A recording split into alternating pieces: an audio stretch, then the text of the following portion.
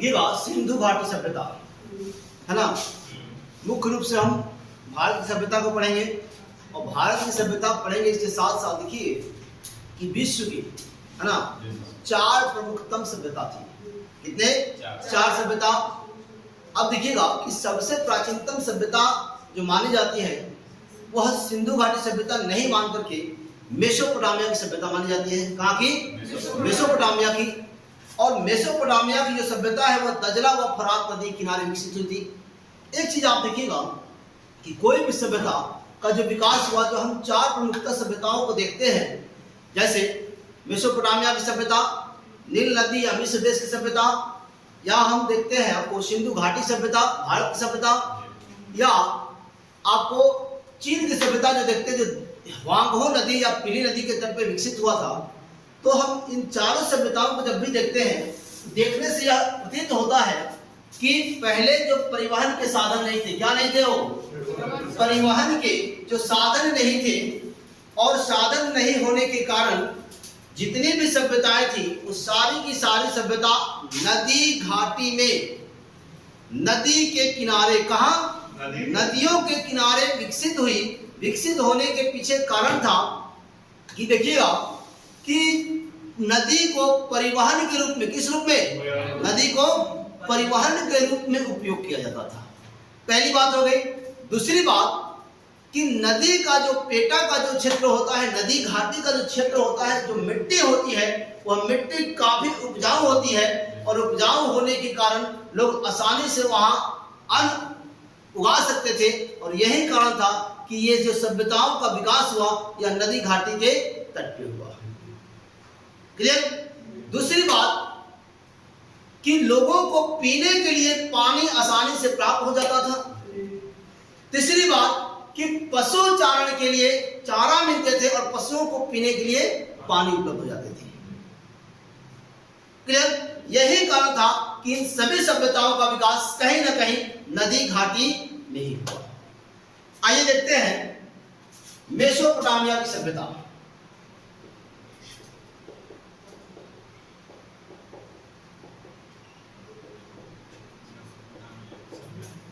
Mesopotamia की सभ्यता। जब हम मेसोपोटामिया की सभ्यता की बात करते हैं तो ये जो नदी थी, यह नदी था दजला, दजला व फरात नदी। कौन नदी? दजला व फरात नदी था। और दजला व फरात नदी के तट पे विकसित हुआ विश्व की सबसे प्राचीनतम, विश्व की सबसे प्राचीनतम सभ्यता, वह सभ्यता थी मेसोपोटामिया की सभ्यता। दूसरे नंबर पर देखते हैं मिस्र देश की सभ्यता।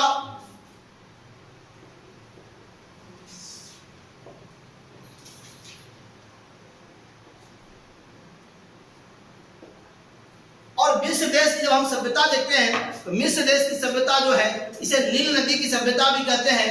कारण जैसे हम भारत की सभ्यता की चर्चा करते हैं और भारत की सभ्यता की चर्चा करते वक्त हम यह कहते हैं कि यह सिंधु घाटी की सभ्यता है, ठीक उसी प्रकार से मिस्र देश की सभ्यता की जब हम चर्चा करते हैं तो यह कहते हैं कि यह नील नदी की भी सभ्यता है। कारण यह जो सभ्यता थी इसका विकास हुआ था नील नदी के किनारे। क्लियर? अब देखिएगा, और तीसरी बात, जो तीसरी सभ्यता है और तीसरी सभ्यता यह है, सभ्यता है भारत की सभ्यता। कौन सभ्यता? भारत की सभ्यता। इसको लिखते चलेंगे, भारत की सभ्यता। और भारत की सभ्यता सिंधु नदी, कौन नदी? नदी होगी सिंधु घाटी की सभ्यता अर्थात सिंधु नदी।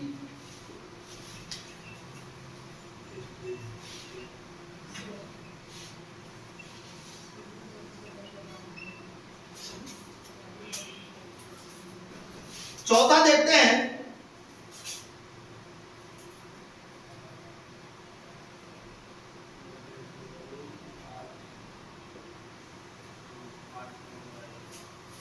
चीन की सभ्यता। और चीन की सभ्यता जो है यह हुआंगहो नदी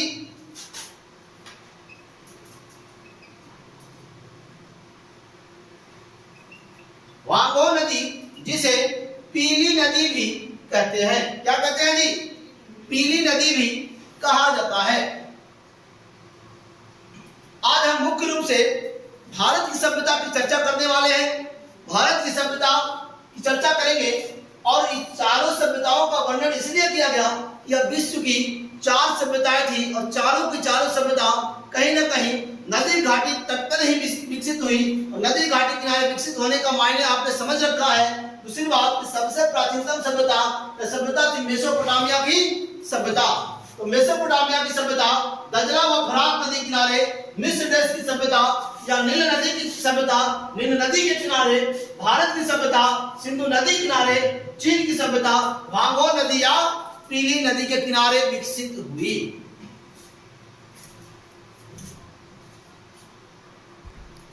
चलिए देखिएगा, आज हम मुख्य रूप से सिंधु घाटी की सभ्यता पर चर्चा करेंगे। सिंधु घाटी की सभ्यता पर चर्चा करने का मतलब हम ज्यादा करके इसी को पढ़ेंगे। क्लियर? अब देखिए, सिंधु घाटी की जो सभ्यता है, यह सभ्यता आज इतिहास काल की, कौन? आज इतिहास काल की मानी जाती है। आप लोग जानते हैं। अब आज इतिहास कालीन मानने के पीछे कारण क्या है? क्योंकि जो वहां की लिपि है, वह लिपि क्या है जी? भाव चित्रात्मक है। लिपि कैसी है? वो भाव चित्रात्मक। देखिएगा, लिपि क्या है जी? भाव चित्रात्मक। भाव चित्रात्मक है। और भाव चित्रात्मक का शाब्दिक अर्थ कि उस सभ्यता के लोग भाव के माध्यम से, कैसे? भाव के माध्यम से अपनी बातों को रखते थे, भाव के माध्यम से। और भाव चित्रात्मक का मतलब देखिएगा, आप एक चीज देख लीजिएगा,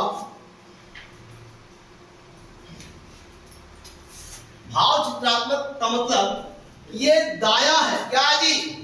ये दाया है, ये बाया है। कहां से? दाएं से बाएं की ओर, बाएं की ओर लिखी जाती थी। हो गया? कैसे? दाएं से बाएं की ओर। कोई दिक्कत यहां तक? एक तो भाव के माध्यम से वो अपनी बातों को रखते थे, दर्शाते थे। दूसरी, ये जब लिखने की बात आती थी तो ये दाएं से बाएं की ओर, दाएं बाएं दाएं बाएं दाएं बाएं, कैसे? दाएं से बाएं की ओर। अर्थात यह देखने से यह प्रतीत होता है कैसा? सांप के आकार का। कैसा जी? सांप के आकार का, अर्थात सर्पिला। कैसा प्रतीत होता है जी? सांप के आकार का। तो क्या होगा? सर्पिलाकार। क्या होगा?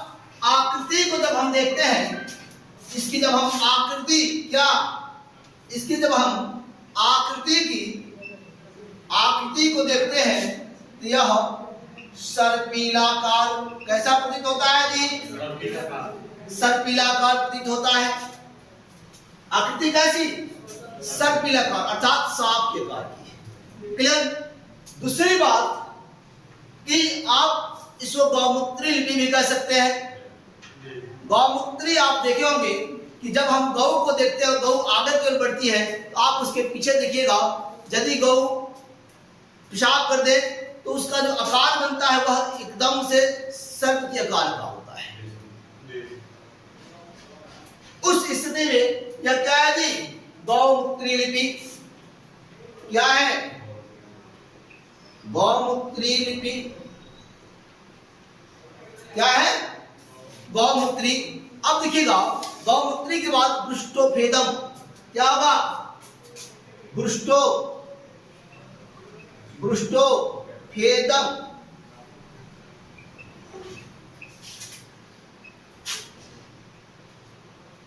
पृष्ठोभेदस,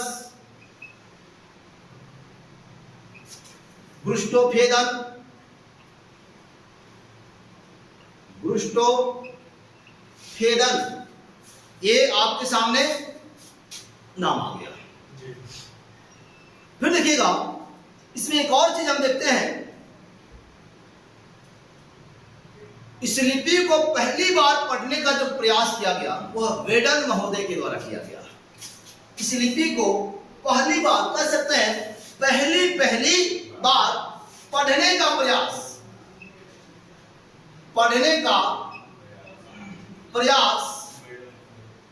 वेडन महोदय के द्वारा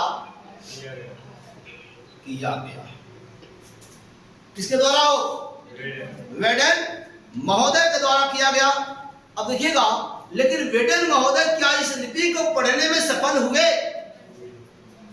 वेडन महोदय इस लिपि को पढ़ने में असफल हो गए। क्या हुआ जी? असफल रहे। क्लियर? वेडन महोदय इस लिपि को पढ़ने में क्या हुए? असफल रह गए। अब देखिएगा, पहला भारतीय, देखिएगा इस लिपि को पढ़ने का प्रयास कोई ना कोई भारतीय किया होगा।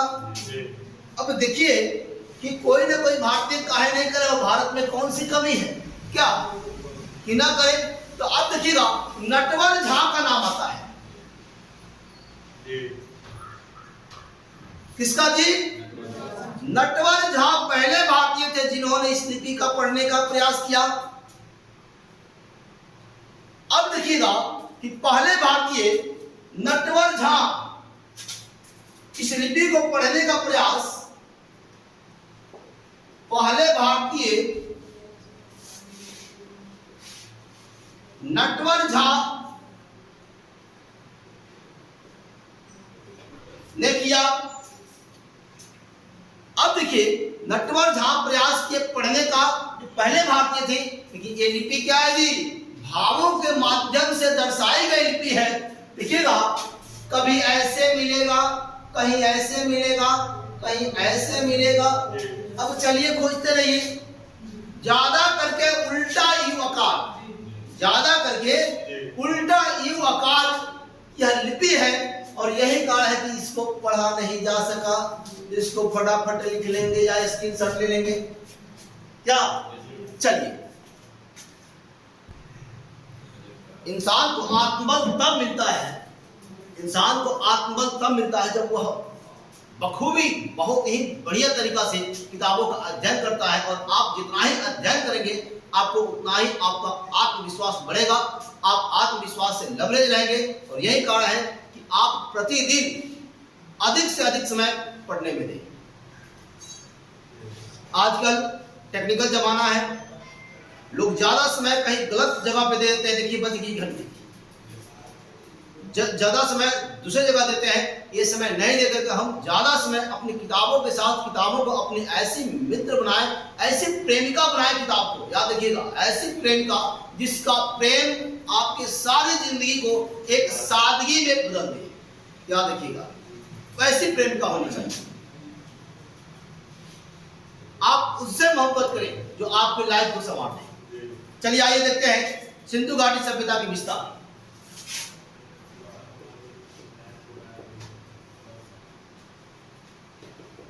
क्या जी?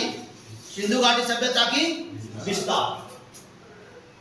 एक चीज देखिएगा, ये आपको दिखता होगा,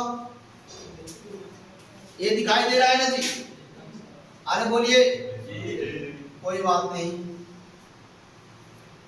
आपको एक गोलाकार वृत्त सा लगता है ना?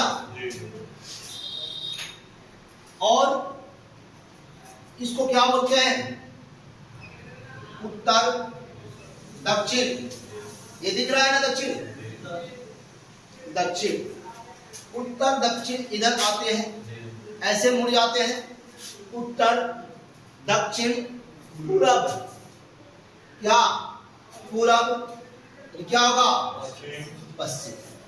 कोई दिक्कत? जब भी आप मैप देखते हैं तो उत्तर की ओर देख सकते हैं। याद रखिएगा इस बात को। अब देखिएगा, सिंधु घाटी सभ्यता की जो विस्तार थी, वह विस्तार उत्तर से दक्षिण तक, पूरब से पश्चिम तक, उत्तर से दक्षिण, पूरब से पश्चिम। आपको यही गोलाकार नचा नचा कर दिखा देंगे हम। याद रखेंगे। अब देखिएगा, उत्तर में जब हम भारत की बात करते हैं,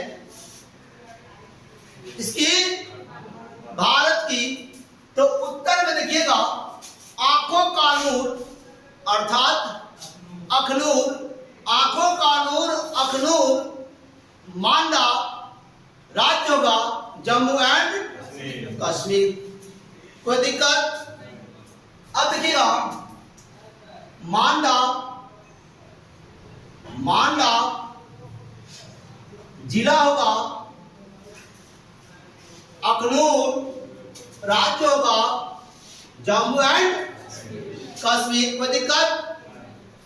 आंखों का नूर जिला अखनूर, जगह हो गया मांडा, राज्य हो गया जम्मू एंड कश्मीर। नदी की जब आती है तो कौन नदी जी? चा से चिनाब। कौन नदी? चिनाब। चिनाब नदी के तट पर मांडा स्थल प्राप्त हुआ। कोई दिक्कत? चिनाब नदी के तट पर मांडा स्थल प्राप्त हुआ तो जम्मू एंड कश्मीर के अखनूर जिला में अवस्थित है। कोई दिक्कत है यहां तक? राज्य की बात आती है तो जम्मू एंड कश्मीर, जो आंखों का नूर, भारत का शिरोमणि, भारत का शिरोमणि अर्थात मस्तिष्क अर्थात सिर, क्या है जी? जम्मू एंड कश्मीर। आगे बढ़ते हैं, दक्षिण की बात करते हैं तो दा से दाइमाबाद, मा से महाराष्ट्र, पा से प्रवरा नदी है किसकी सहायक? किसकी सहायक है जी? गोदावरी की। किसकी? गोदावरी की सहायक प्रवरा नदी के तट पर दाइमाबाद महाराष्ट्र में पाया गया या अवस्थित है। कोई दिक्कत? आइए इसको देखते हैं। दाइमाबाद, दाइमाबाद महाराष्ट्र, एमएच कर देते हैं, काम चल जाए, छीट ना हो। महाराष्ट्र। दूसरी बात, नदी होगी परवरा। नदी की जब हम चर्चा करते हैं तो परवरा, और परवरा जो सहायक नदी है, अगर परवरा नदी आपसे नहीं पूछा जाता है परीक्षा में, तो परवरा जो सहायक नदी है वो सहायक नदी है गोदावरी की, तो क्या होगी? गोदावरी की सहायक नदी, गोदावरी की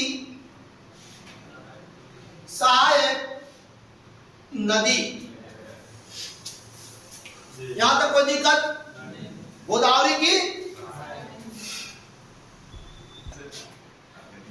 उत्तर में मांडा, अखनूर, जम्मू एंड कश्मीर, नदी होगा चिनाब। दक्षिण की बात करते हैं तो दा से दाइमाबाद, मा से महाराष्ट्र, नदी होगा परवरा। परवरा की जो नदी है वो परवरा नदी गोदावरी की सहायक नदी है। अब हम बात करते हैं, किकर बात करें? अरे उत्तर, दक्षिण, पूरब, पश्चिम, किकर पूरब की चर्चा करते हैं। तो देखिएगा जब पूरब हम आते हैं तो पूरब में आलमगीरपुर, जिला मेरठ, उत्तर प्रदेश, नदी होगा हिंडन। क्या होगा? देखिएगा पूरब में आलमगीरपुर, कौन जी? आलमगीरपुर, जिला मेरठ, राज्य होगा कौन? उत्तर प्रदेश। उत्तर प्रदेश। और नदी की जब बात आती है तो नदी होगी हिंडन। कौन नदी? हिंडन नदी। हिंडन नदी, हिंडन। उत्तर हो गया, दक्षिण हो गया, पूरब हो गया। अब बात करते हैं हम पश्चिम की। क्या? तो पश्चिम में क्या करते हैं? बोलिए। पश्चिम में गुजरात का एक जगह है, भारत में पश्चिमोत्तर बिंदु जो है वह भारत में गुजरात है। गुजरात का कौन सा जगह है जी?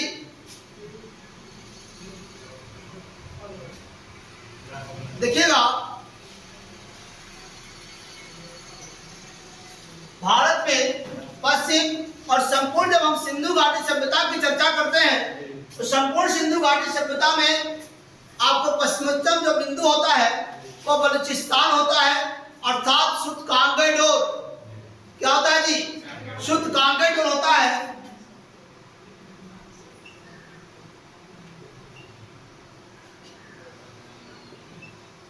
शुद्ध कांगड़ डोर, बलूचिस्तान, पाकिस्तान। क्या जी?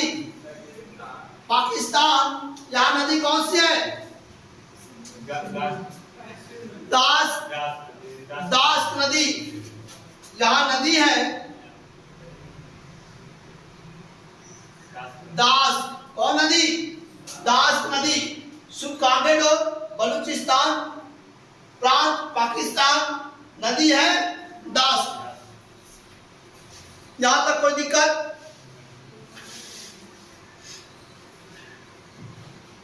और भारत की जब हम चर्चा करेंगे तो भारत में लिखिएगा, भारत में आपका हो जाएगा कौन सा? गुजरात होगा, जो मैप के माध्यम से लेकर आएंगे, और मैप से गुजरात में कौन सा वो जगह होगा, जगह की करेंगे चर्चा। फिलहाल देखिएगा कि पश्चिमोत्तर बिंदु सबसे पश्चिमी बिंदु जो है, वह पश्चिमी जो जगह है, वह स्थल है, वह शुद्ध कांगड़ डोर है, बलूचिस्तान, पाकिस्तान। नदी होगा दास। कौन नदी?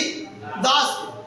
अब इसमें एक चीज हम देखते हैं, यह उत्तर से दक्षिण और पूरब से पश्चिम कितना किलोमीटर, कितना किलोमीटर? तो देखिएगा, उत्तर से दक्षिण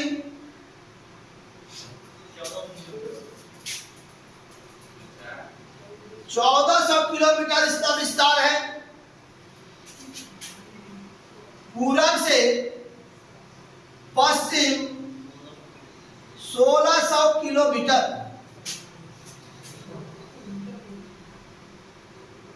1600 किलोमीटर।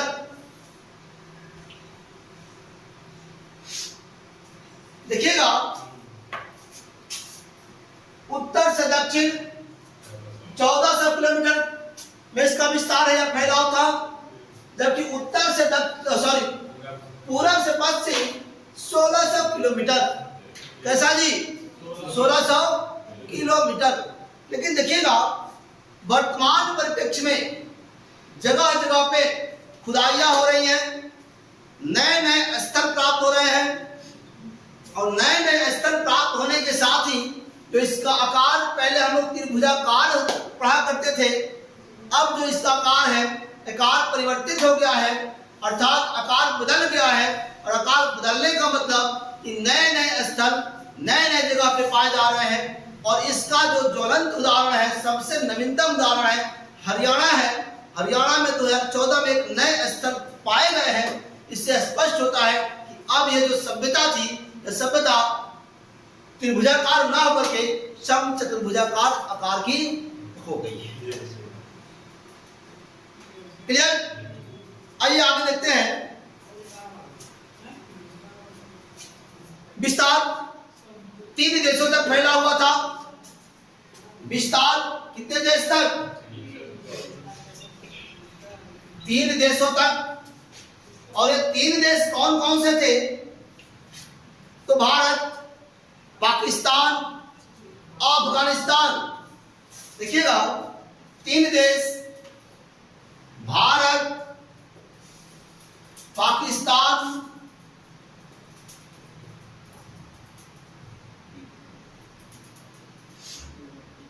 अफगानिस्तान। और ये 3 देश में सर्वाधिक स्थल जो पाए गए हैं वो भारत में पाए गए हैं। कहां जी? सर्वाधिक स्थल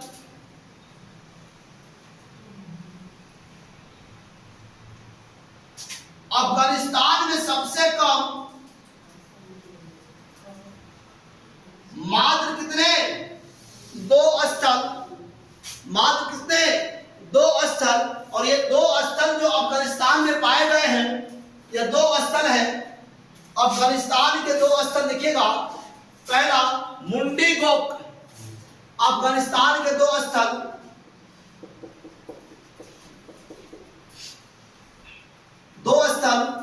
पहला मुंडीगोक दूसरा सोर्तगोई। सोर्तगोई ये मात्र यही दो स्थल हैं जो अफगानिस्तान में सिंधु घाटी सभ्यता के पाए गए हैं। अब एक प्रश्न यहां और निकलता है और बहुत ही क्रांतिकारी प्रश्न है।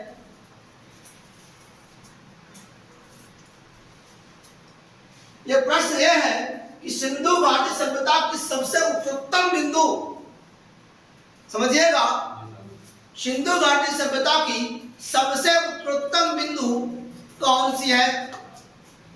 ऑप्शन में आपको मुंडी गौक भी रहे और मांडा भी,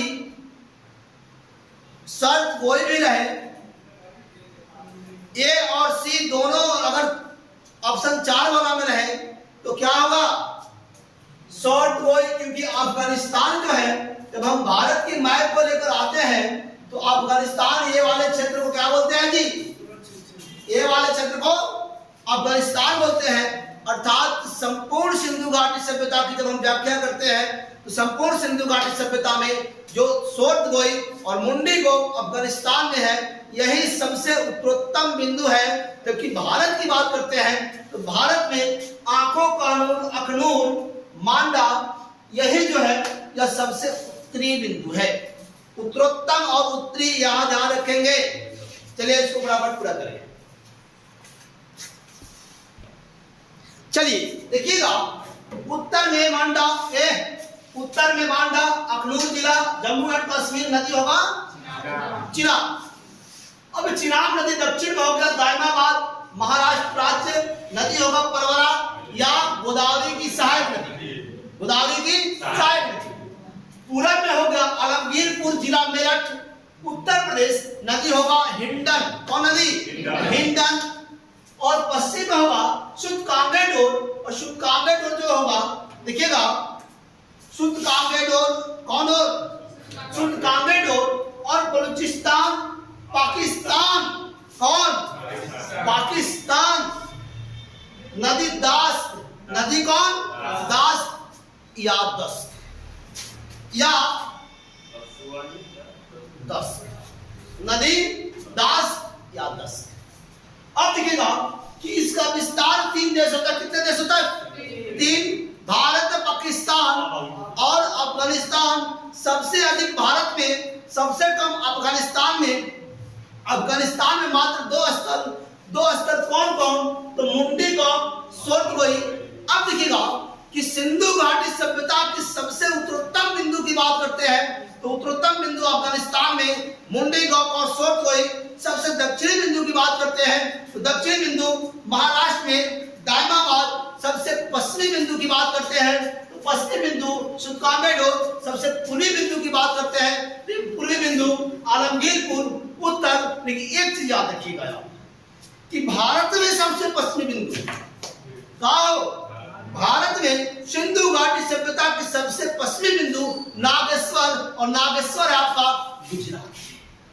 कहां? गुजरात में नागेश्वर। भारत में सिंधु घाटी सभ्यता के पश्चिमी बिंदु कहां? गुजरात। और गुजरात में कहां? नागेश्वर।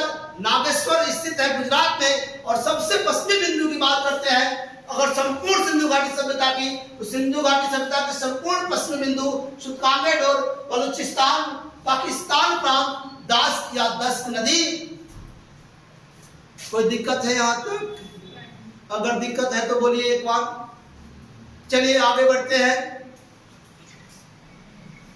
संपूर्ण क्षेत्रफल, इसकी जो संपूर्ण क्षेत्रफल की बात करते हैं, अर्थात संपूर्ण क्षेत्रफल बलूचिस्तान से लेकर के आलमगीरपुर तक और सुकामेडोर से लेकर के आपको अफगानिस्तान का मुंडी गौक सोर्तगोई से लेकर के महाराष्ट्र दायमाबाद तक, तो यह संपूर्ण क्षेत्रफल होता है 12,99,600 वर्ग किलोमीटर। कितना? 12 लाख संपूर्ण क्षेत्रफल। बोलिए कुछ कहना चाहते हैं? चलिए, संपूर्ण क्षेत्रफल की जब बात करते हैं हम, देखिएगा संपूर्ण क्षेत्रफल सिंधु घाटी सभ्यता की संपूर्ण क्षेत्रफल, तो संपूर्ण क्षेत्रफल 12,99,600 वर्ग किलोमीटर, 600 वर्ग किलोमीटर हो गया। ये हमने पढ़ा पहले, हेलो हेलो हेलो, ये हमने पढ़ा पहले। लेकिन वर्तमान में अनेक क्षेत्रों की जब खुदाई हुई है, अनेक स्थल हमें प्राप्त हुए हैं खुदाई के माध्यम से, तो अनेक स्थल प्राप्त होने के साथ ही इसका जो विस्तार है वो विस्तार कहीं 17 लाख मिलता है, कहाँ हो, कहीं 16 लाख मिलता है, लेकिन वर्तमान इसका क्षेत्रफल 20 लाख वर्ग किलोमीटर हो गया है। कितना?